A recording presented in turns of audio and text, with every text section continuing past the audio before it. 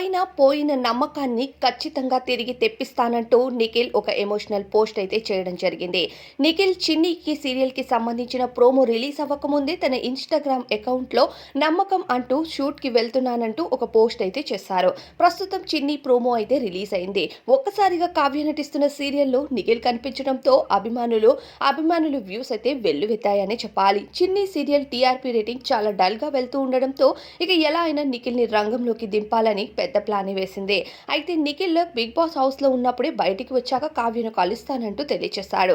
కానీ కావ్య మాత్రం big boss house నుండి తిరిగొచ్చిన నిఖిల్‌కి మాత్రం కలవడానికి ఎటువంటి ఛాన్స్ ఇవ్వలేదు.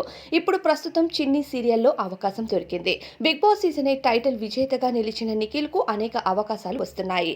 అగ్ర హీరోలతో సినిమాల్లో కూడా కొన్ని క్యారెక్టర్స్‌లో నటించే అవకాశం వచ్చినా వాటన్నిటిని కాదనుకొని మరి నిఖిల్ కావ్యతో కలవడం కోసమే ఈ సీరియల్‌లో నటించడానికి ఒప్పుకున్నట్టుగా తెలుస్తుంది.